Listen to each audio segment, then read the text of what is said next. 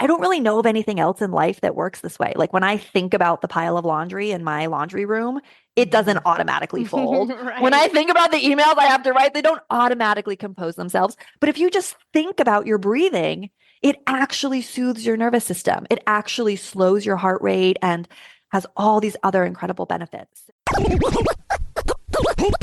You're listening to Make Some Noise podcast, episode number 591 with guest Brett Larkin.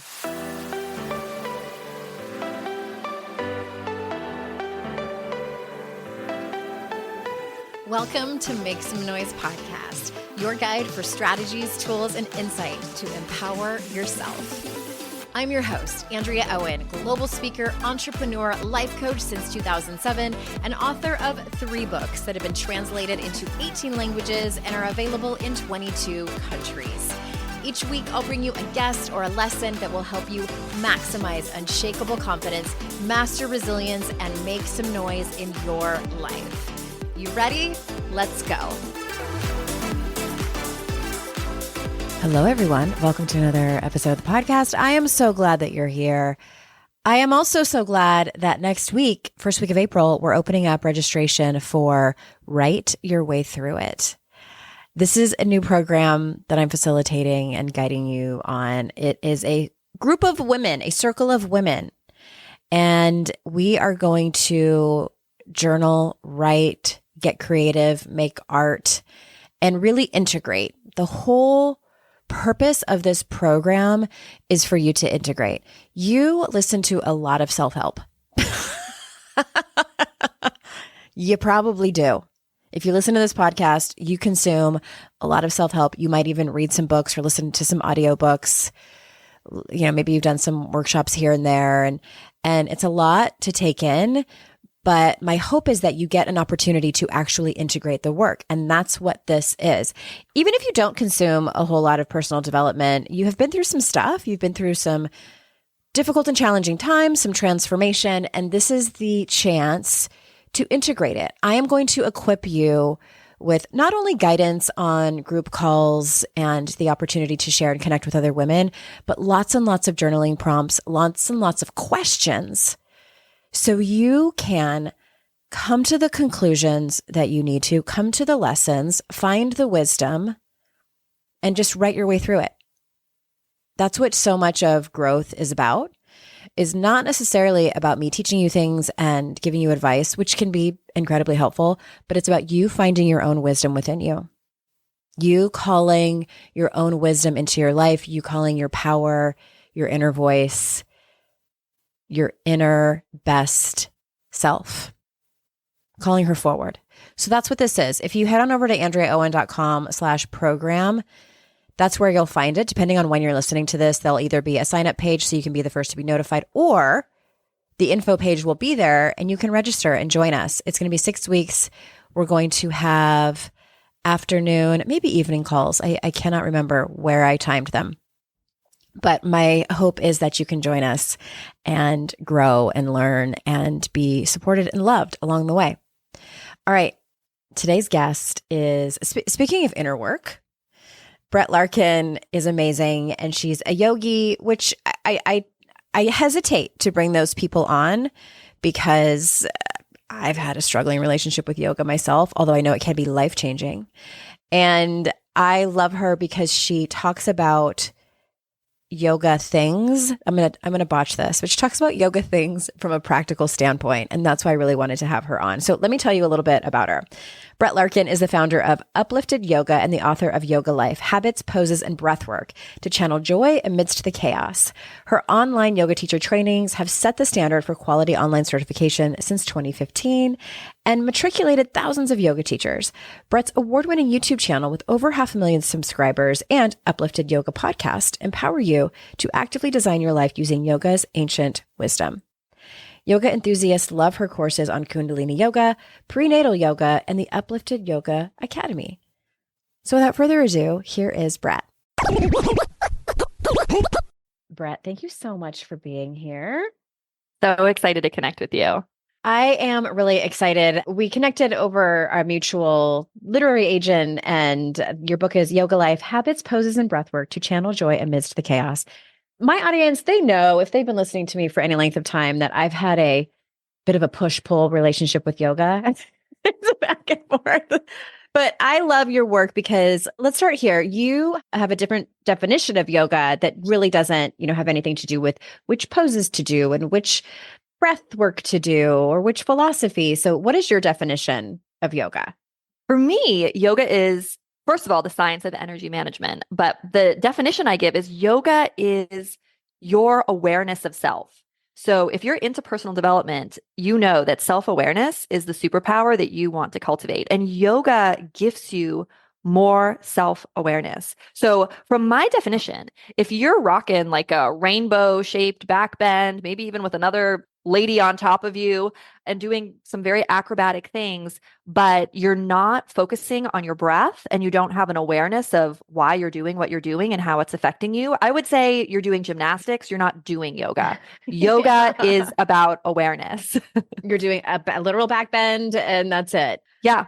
I've actually never heard it described like that. It's interesting because if you even look at the Yoga Sutras or a lot of these ancient texts, yoga is about the quieting of the mind chatter and gaining awareness of your inner dialogue. The first sutra of the Yoga Sutras clearly, well, the first sutra says now the exposition of yoga, but then after that it says yoga is the quieting of the fluctuations of the mind. Mm-hmm. So it's interesting, and I talk about this in the book because yoga got very distorted when it came to the West. We got very overly focused on the postures and the pretzel poses. And the true yoga, which is how do we quiet our mind? How do we get a bigger awareness of who we are? How do we harness our inner dialogue? That part fell away. And what's really interesting is that all of these poses and shapes that we put ourselves in, the yogis were only doing all of those things in order to sit and meditate and be able to watch their inner dialogue better. And this is very common sense. Like my son's kindergarten teacher does the same thing. The kids come into school. She says, okay, everyone, we're going to do the wiggles. And she has them dance and they do a little thing. And then she has them sit to do some quiet schoolwork. So the yogis figured that out. They were like, if we contort ourselves into all these positions, we're then able to sit for longer periods of time. And some of those positions were designed to enhance their ability to sit and watch their mind, because sitting up straight in a meditative seat, newsflash, is very hard to do.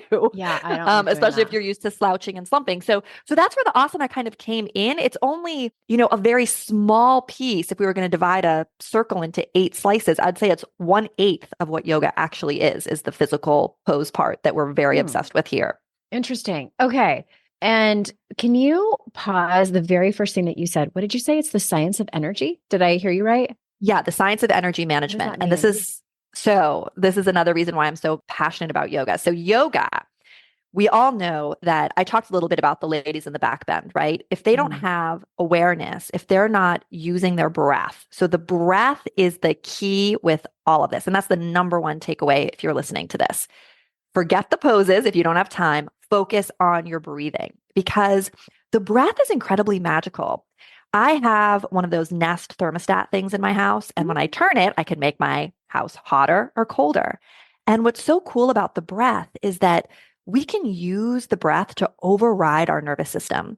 So if my nervous system is in a state of extreme stress or even panic, if I hack my breathing, like I start breathing in on a 4 count, let's say, and out on an 8 count, and doing really deep diaphragmatic breathing, I can actually override those stress signals happening in my body and tell my body, you know what? Actually, everything's a-okay. We can turn the thermostat down, the thermostat of my body house, right? From 90 degrees back down to a nice cool 72. Same thing. Say I'm feeling sluggish and lethargic. A lot of my audience also struggles with that. They want more energy. That's a big keyword on YouTube, yoga for energy. They could do a particular breath work, like breath of fire, for example, which is a short, rapid breath where I'm exhaling out the nose just for 30 seconds or so even. And that is going to give me a huge boost of energy. So when we look at our culture, we see that we have a huge energy management problem. The number one, or one of the number one over-the-counter pharmaceuticals sold is sleeping aids. And then we see the Starbucks addiction on every corner. We have trouble winding down at the end of the day. We have trouble waking up.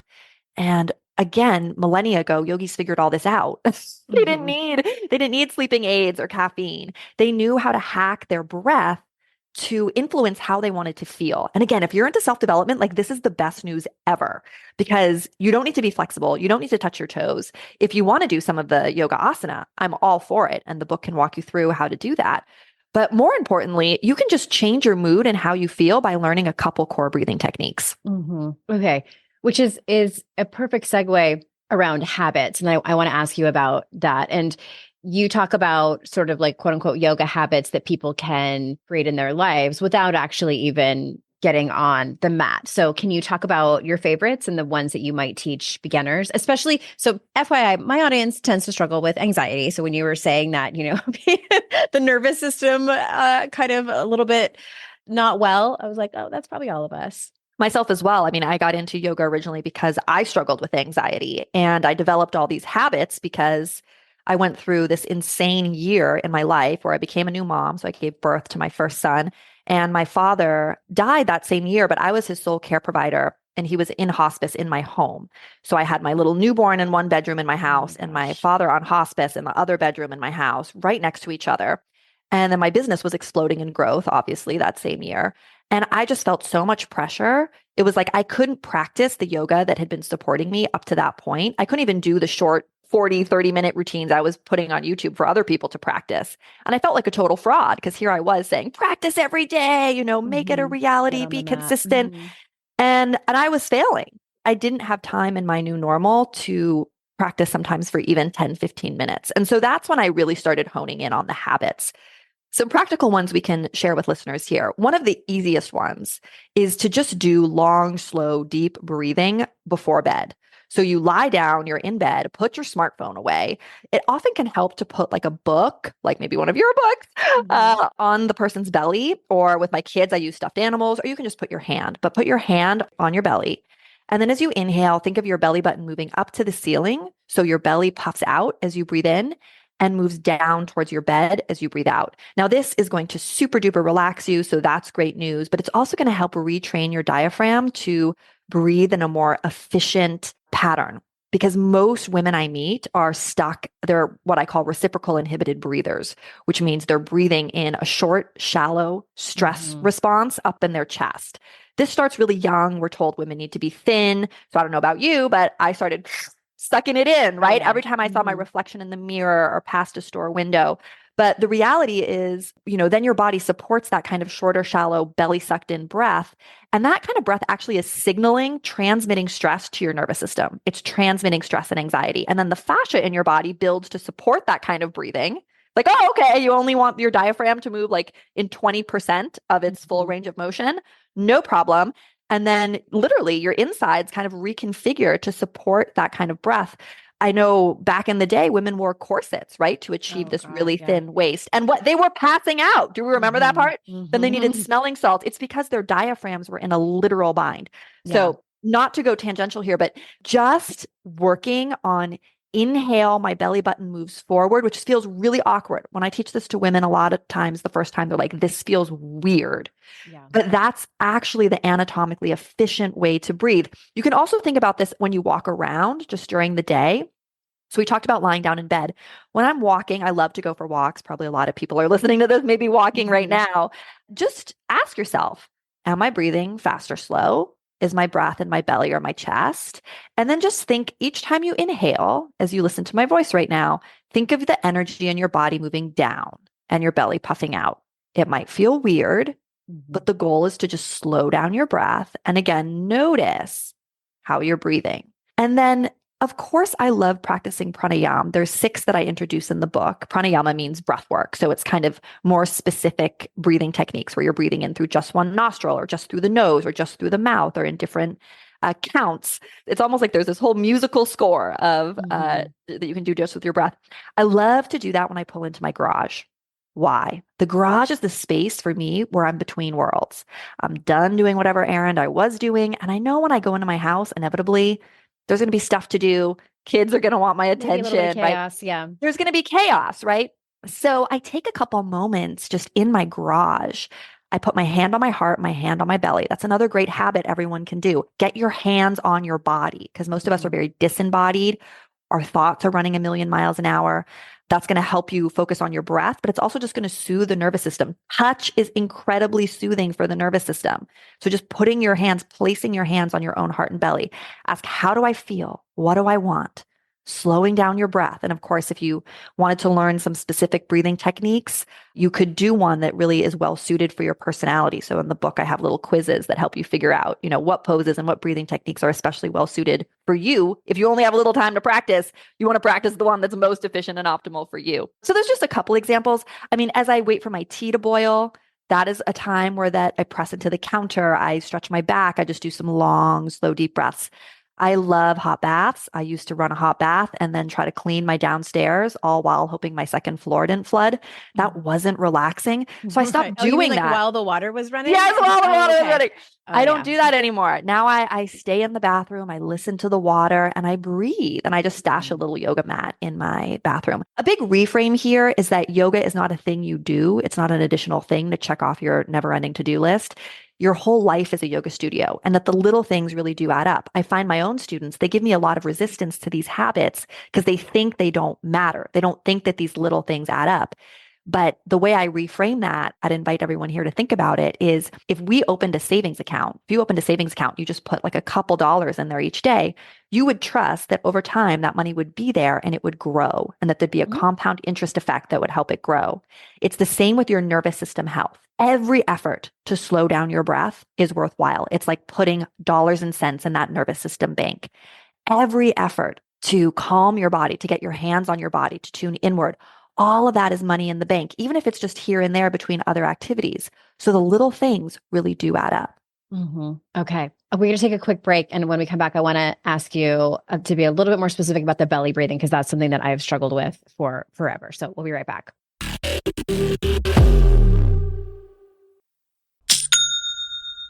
Shopify's already taken the cash register online, helping millions sell billions around the world. But did you know that Shopify can do the same thing at your retail store? Give your point of sale system a serious upgrade with Shopify.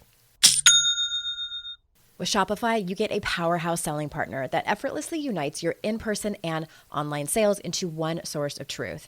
Track every sale across your business in one place and know exactly what's in stock. Connect with customers inline and online. Shopify helps you drive store traffic with plug-and-play tools built for marketing campaigns from TikTok to Instagram and beyond. Get hardware that fits your business. Take payments by smartphone, transform your tablet into a point of sale system, or use Shopify's POS Go mobile device for a battle-tested solution.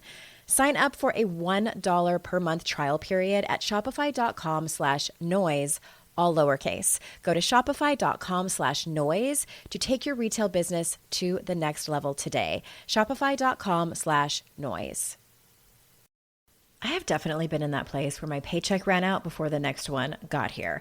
Life doesn't happen bi-weekly, so why should payday? The money you earn can be in your hands today with Earnin. Earnin is an app that gives you access to your pay as you work, up to $100 per day or up to $750 per pay period.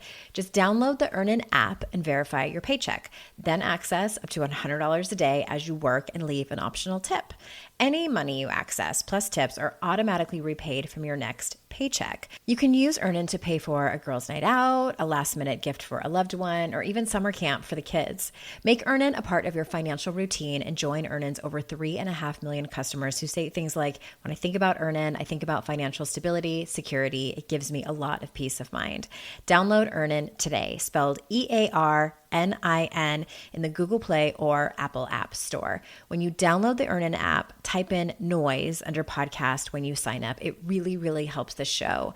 Noise under podcast. Subject to your available earnings, location, daily max, and pay period max. See earnin.com/TOS for details. Earnin is a financial technology company, not a bank. Bank products are issued by Evolve Bank and Trust, member FDIC.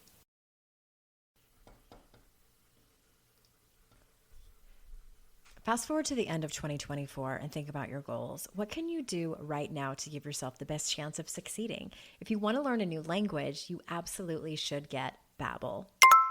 Don't pay hundreds of dollars for private tutors or waste hours on apps that don't really help you speak the language. Babbel's quick 10-minute lessons are handcrafted by over 200 language experts to help you start speaking a new language in as little as 3 weeks.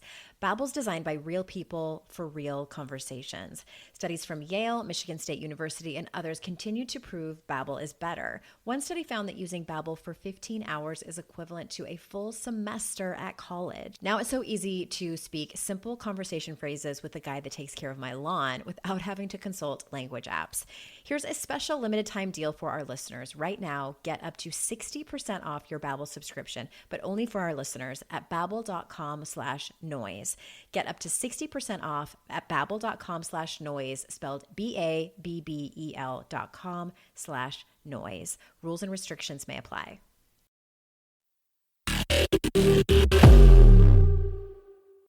All right, the belly breathing. And I love that you said, you just acknowledged that many women, this is tough for us for various reasons. I also found that over the pandemic, wearing masks made me get into the habit of shallow breathing. Even more so. And when I've gone to any kind of breathwork class or yoga class and they talk about belly breathing, I'm always like, how do I do this? And I've been told like, you're doing it wrong. And like, when you were explaining that, I thought like, oh, is it helpful to actually push your belly out in order to sort of practice like what your body is doing? Does my question make sense? Yes, it's going to feel artificial at first. And I think a nice thing to clarify for everyone listening too is that you can't breathe into your belly. That's not a thing, right? That's why, for a while I thought it was literal. And I'm like, that's just gas. Right. So I like to call it full, complete breathing. And what's actually happening here, so I think it is worthwhile to break down the anatomy. Your diaphragm is this superhero muscle that everyone forgets about, right? We get obsessed with we want our abs to look good and our biceps and our triceps and have toned arms and all this stuff. The superhero muscle that's keeping you alive is your diaphragm. The problem is it's just buried so deep within you that people can't see it. So people don't focus on it. So they think it doesn't really matter. But the reality is if the diaphragm stops working, you're dead, friends. Isn't it a strip of muscle? Like I'm going way back to my anatomy class. It's a strip of muscle that is sort of like right underneath your lungs, right? It almost kind of like sits right underneath your lungs. Yeah. So I like to visualize it or explain it to people as like a jellyfish. So visualize like a little jellyfish snuggled up under your rib cage. And then as you breathe in, the jellyfish plummets downward. Right. So it opens up and moves down in order to allow air into your lungs. As the diaphragm moves down. So the diaphragm moves down on an inhale. That's usually really confusing to people because they think, oh, well, my lungs are filling up with air, or they feel an upward sensation as the lungs fill with air. But really the diaphragm, that muscle moves down when you breathe in. That's why I said energetically think of energy moving down when you breathe in. If you have anxiety, you want to do that all the time because it's the most grounding thing to think about. So when your diaphragm moves down, as you inhale, air is coming into your lungs. It kind of squishes your belly a little bit. It kind of the jellyfish kind of goes down onto a trampoline, right? And so that's what causes the belly or your navel to move out slightly. And then when you exhale, you pull your navel back to your spine and the diaphragm, like a jellyfish, snuggles back up under your lungs. Now, when we look at ancient art, like Vedic art of people who were enlightened, they were usually painted blue because they were said to be transparent. So they look the same color as the sky. But you'll often see they're depicted kind of with the belly, like a little mark that they're like their belly's like overhanging their pants. Or we know Siddhartha from Buddhism, the warrior who then became enlightened, Buddha. We often see depictions of Buddha with a huge belly. In ancient art, that belly was a symbol of someone who was enlightened. It was a sign that someone was an expert meditator, that they were enlightened because like the belly popped out was like saying, you have a really powerful diaphragm. This person's extremely spiritual and enlightened. Genetically, I've always had a little poochy belly. So I'm going to take that as a good sign. Yes, guys, Buddha was not binging on candy corn or whatever, right? Like he knew how to so powerfully control his diaphragm that it had that effect of the diaphragm squishing the belly so it puffed out. So that's clearing up some of the anatomy together. I think you want to have patience with yourself because if you've been a reciprocal inhibited breather, like many women, right, we're wearing Spanx. And again, I'm going to put on Spanx for a cocktail party here and there, but in your day-to-day life, right, the more that you can think of relaxing your belly, relaxing your gut. I mean, how many women have digestive issues and IBS and all these things? It's like the more we can relax this area and relax the nervous system, the better all the bodily functions are going to be, from hormone health to digestion, all of those things. So that it's going to take time, I guess is my point. If you've been breathing in this reciprocal inhibited breath response, thinking like inhale, suck the belly in. That's what most women do. They inhale, suck the belly in, and just think about air coming into their chest. it's going to be a process of 6 months, a year, 2 years, 3 years of retraining this. But the great news is the more that you can just bring awareness to it, again, just placing your hand on your belly throughout the day a couple times, it's going to add up. That is going to, in the long haul, it's going to be a slow progression, but your body's going to remember more and more what it feels like to breathe in a way that your body was actually designed to breathe, where you're getting the most oxygen for CO2. And this is one more thing I want to say about this. When you, and this has been proven, it's so incredibly cool. When you draw your awareness to your breath. So if you just say, let's everyone right now, let's notice how we're breathing. Just notice. Is the air coming in cold or warm? Are you breathing in through your nose or mouth? Do you feel the breath more in your belly or your chest? Just asking some of these simple observation questions without any effort to change the breath, that soothes your nervous system and decreases anxiety. So just the act of pausing to observe your breath, even if you don't change it, has incredible nervous system benefits. I don't really know of anything else in life that works this way. Like when I think about the pile of laundry in my laundry room, it doesn't automatically fold. Right. When I think about the emails I have to write, they don't automatically compose themselves. But if you just think about your breathing, it actually soothes your nervous system. It actually slows your heart rate and has all these other incredible benefits. So let's, Amazing. Thank you. Okay. So kind of indirectly related, and this is something I've always been fascinated with, and I know you talk about it in the book. What is the chakra system? The chakras. Yes. So the chakra system is, well, chakra translates to mean wheel or disc or vortex. And according to yoga, we have 7 major energy centers that run from the base of our spine to the crown of our head. And what's really cool from a personal development perspective is the way I like to think of it is like each of these energy centers govern a different program within us. So if you think of your iPhone has all these different programs, like your calendar app and your email app, your heart chakra is kind of running your love program. Like how do you interact with other people in relationship? Do you get attached really easily? Are you avoidant, right? And first chakra, which is at the very bottom, right? That's dealing with our safety or security. So a lot of times I like to talk about the chakra system as similar to Maslow's hierarchy of needs. So the first chakra is very much concerned with, am I safe?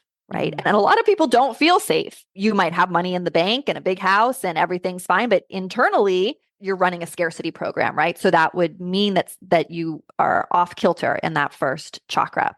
And then the chakras move up from there. I mean, we can go over every single one if you want to, but this is a beautiful area of study because if you love personal development work, it's like kind of understanding these different programs that run different aspects of your life. Like obviously the throat chakras governing my governing my communication. So I could be deficient in my throat chakra, meaning I don't speak up very much. Maybe I'm hunched over. And that's what's cool about the chakras too, is because I love the definition of vortex for that Sanskrit word, because if I know I'm deficient in a certain energy center, I can actually choose yoga poses and yoga asana to help balance that energy, right? So for example, if someone was deficient in the throat chakra, I'd suggest potentially bridge pose or, doing some chanting work or things like that. So there's a lot of ways into each chakra. Of course, each chakra has a color too. So that's really fun. And they each have a symbol with them. Say you wanted to work on the throat, you could not just work on it physically, but you could work on it visually, right? Visualizing the color or visualizing the symbol. So it's just a great access point where kind of mind, body, spirit connect. Okay. I love that. So I've subscribed to several different yoga programs. I don't know if I've ever done yoga just like on my own. I've always done a class, whether it's online or in person. I subscribed to actually some really great apps for a while and liked it fine, but didn't see any real changes in the way that I felt, except that I felt more flexible and like it was just, really great for stretching purposes. So what is your advice around, what is the benefit, I guess, of designing your own kind of custom yoga practice rather than following along with a teacher or some kind of program? Right. Well, this is a huge passion of mine. Basically, the yoga we've been fed, I think I talked a little bit earlier in the episode about how yoga kind of got distorted or there were some pieces missing when it came over to the West. And when yoga came West, it got enmeshed with the group fitness movement that was happening in the 70s and 80s, aka kind of the Jane Fonda era. Yeah. But if we go back and we look at yoga's original origins, which I do in the book, and I have photos and footnotes to back all of this up, no one was ever meant to be doing the same pose at the same time on the same breath cadence in the same way. The way these traditional yoga studios worked is that everyone would show up and there'd be a teacher, but we'd all be practicing slightly different things. We'd learn, the teacher would say, like, okay, do this, do pose A, B, C, and D. Mm-hmm. And someone else in the room might be doing pose A, B, C, D, E, F, G, H, J, K, like a lot more. And then we all come together and in silence, we're practicing what the teacher had given us. And then the teacher would walk around the room and help and adjust each person as they needed it. And then the teacher would say, you know what? I think you're ready to move on and learn a little bit more. And the teacher would teach new poses to each individual as they were ready. So it was practicing in a group, but everyone's like completely doing their own thing. And the teacher's just going around and helping individuals progress or refine as needed. And so when yoga came west, and then through the process of most things, when they need to be mass transmitted, they kind of get diluted and simplified. I mean, that just happens, obviously. But what's so interesting is when I really understood all this, it felt so empowering to me because I said, you know what, all these poses that don't feel good in my body or that aren't anatomically beneficial for me or don't feel good for me after 2 pregnancies, like I can just break up with them. I don't need to do these anymore. And the personalized practice, and this is a fun little anecdote because I already shared about that year, that rock bottom year for me that was so challenging. The way I'd practiced during that year is because I didn't have time to go to a group class or even do my own videos. I would just set a timer for 10 minutes or 15 minutes on my phone.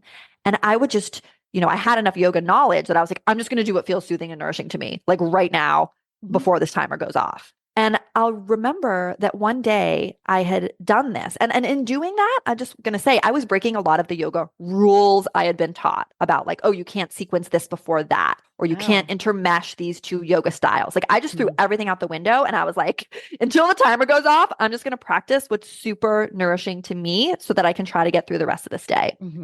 One day, I remember I did this practice. I felt incredible, like that yoga glow, that best feeling, that I'd only really felt after long group classes or longer practices. And my timer hadn't gone off yet. And my first thought was like, oh crap, my phone died, right? But I ran and I looked and, I think I had set the timer for 18 minutes. And in 15 minutes, I had practiced poses and breath work that were so nourishing to me specifically, what I call the soulmate poses, the ones that usher you into your deepest breath and a flow state the fastest and most efficiently, that I was able to get like yoga high in 15 minutes, the same way I would have in a 90-minute group class. And so that's when I got really interested. And I didn't have time to write the book in that moment, obviously, but that's when I was like, there's something here. And that's what the framework in the book is designed to teach you, because I really wholeheartedly believe, because I've experienced it now in my own body hundreds of times, that if you just pick, I'm talking 6 to 8 postures and a breathing technique that's really specifically matched to soothe your personality. There's 3 personality types according to yoga sister science, Ayurveda. So we have a quiz at that in the beginning of the book. So you figure out.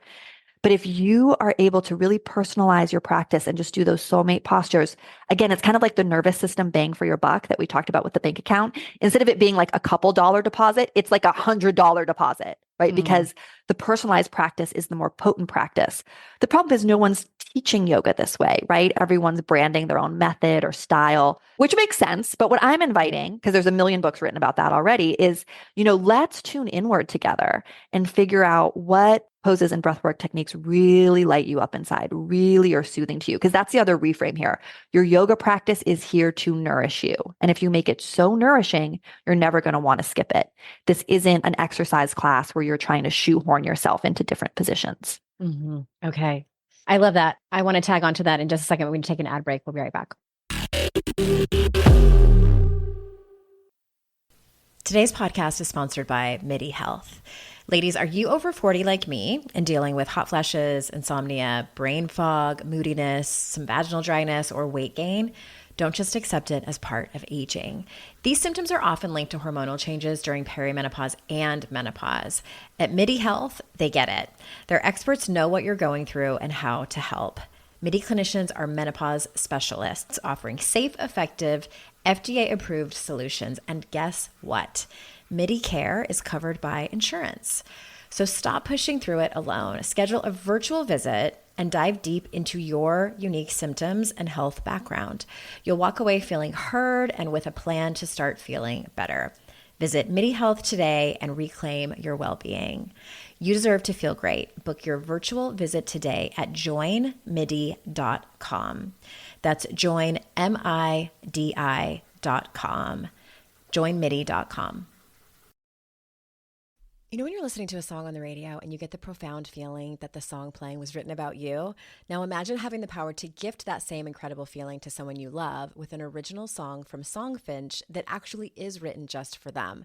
Songfinch lets you create an original radio quality song inspired by your own life and the people you love. It's completely unique, personal, and lasts forever. Whether your song is for Father's Day, an upcoming graduation, wedding, or anniversary, or even just a gift to show your loved one how much you care, start your song now to lock in one of Songfinch's top artists. I gifted Songfinch to myself, a song about my late father, and I'm so excited to play you a clip. Flipping through the slides of learning how to live and how to love, and coming undone a father, daughters without, so she writes it down.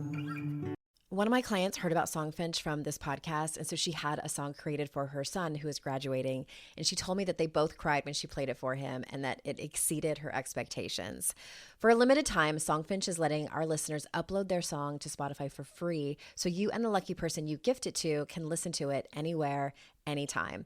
Go to songfinch.com/noise and start your song. After you purchase, you'll be prompted to add Spotify streaming for your original song for free, a $50 value. Again, my URL is songfinch.com/noise. Don't forget to share your song with us too. songfinch.com/noise. I'd like to introduce you to the Minimalist Moms podcast.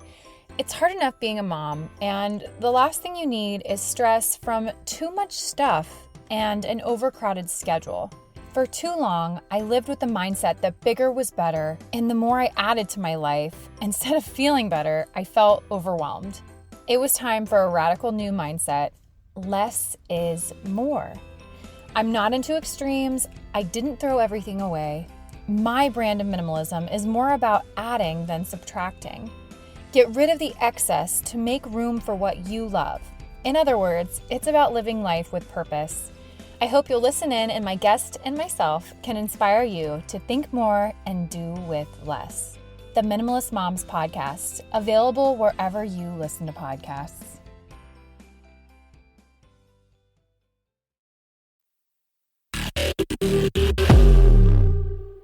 Okay, before the break, you were talking about this. I love that I've never heard the term yoga high, that you were able to do it in 15 minutes. I understand that comes with all of your experience that you had before that, and you were able to do that. But it sounds like you just intuitively did what you felt your body and your mind and your soul needed in that moment. Is that fair? Exactly.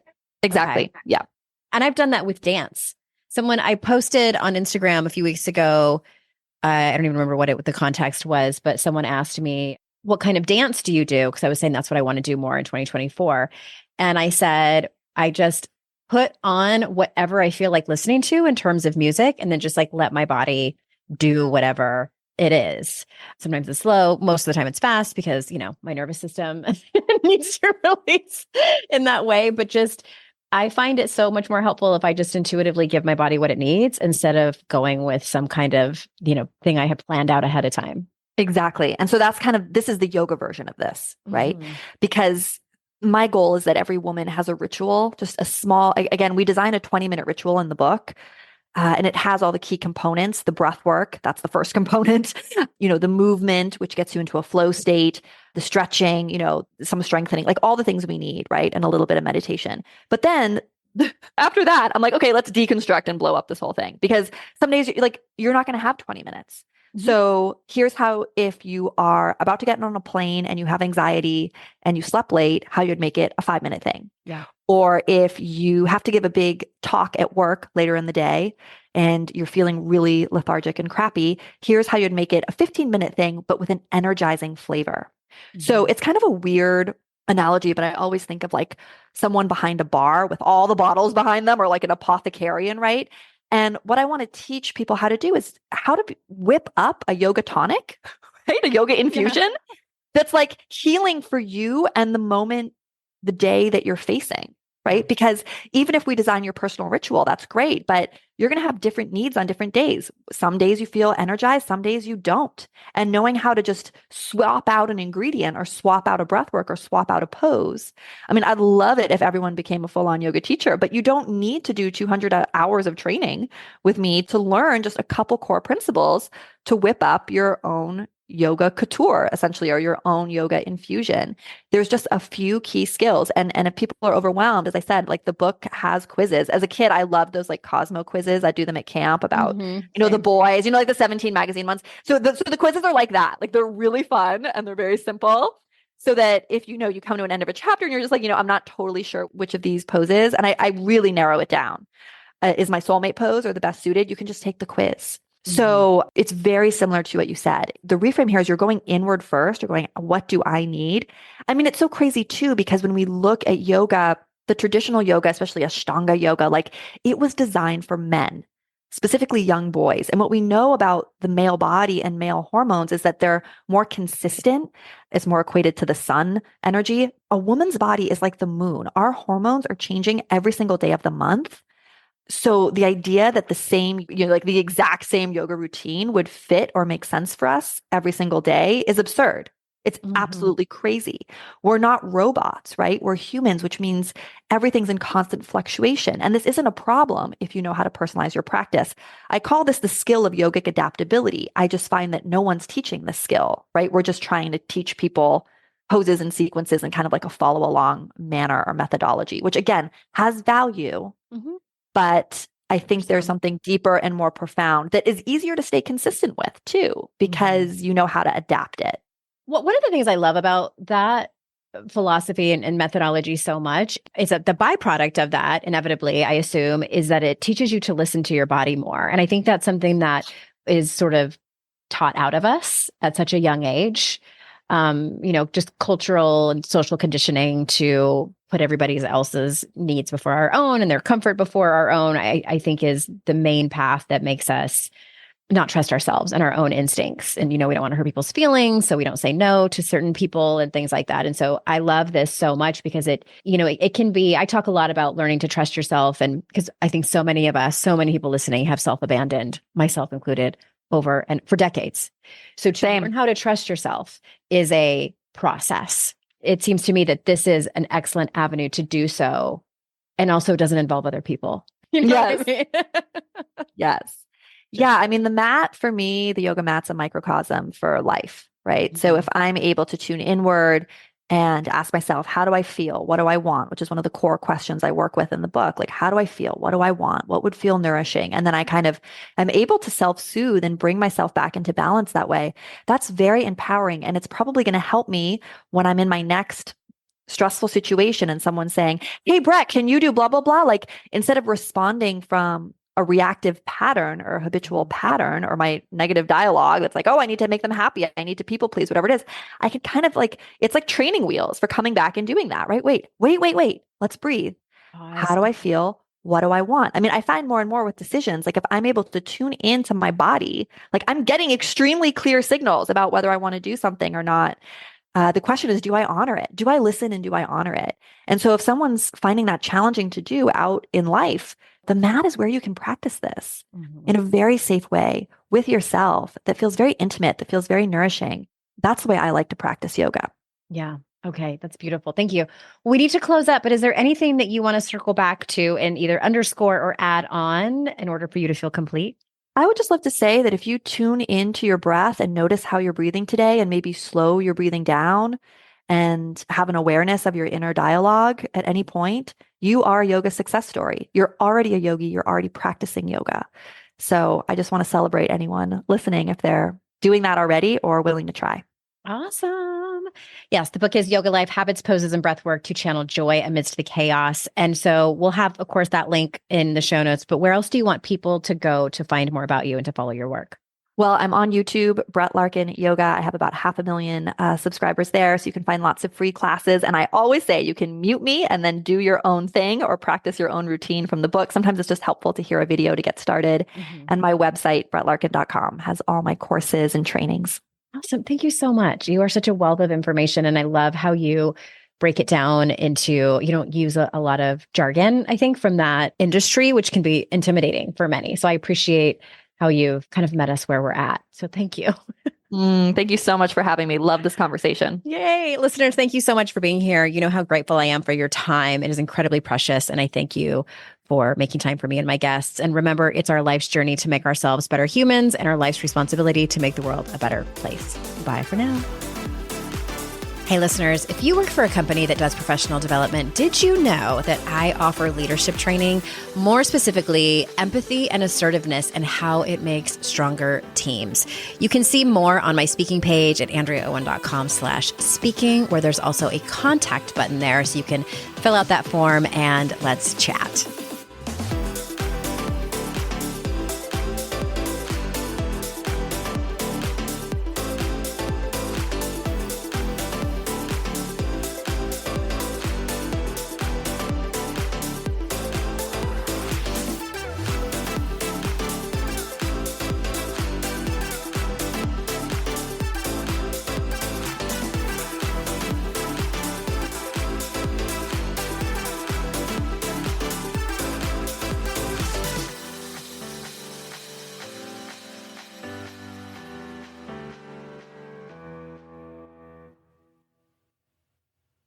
No one told us the truth about parenthood. Why? This is the podcast everyone needed before they had kids, because now that those little ones are here, there is a lot to unpack. I'm Rachel Shepardota, and I am your host for the podcast No One Told Us, where we tell the truth about parenting and let you in on all the stuff you really should have known about before having kids. I am the founder of Hey Sleepy Baby, but this podcast is so much more than sleep. We'll be diving into all the topics that you really care about and need to know while you do your best job raising those adorable tiny humans. Our goal is to just make you feel less alone and less overwhelmed. There are so many things that no one tells us before becoming a parent, and I think that we should really pull back the curtain on becoming a first-time or second-time mom or dad to share the good, the bad, and the ugly.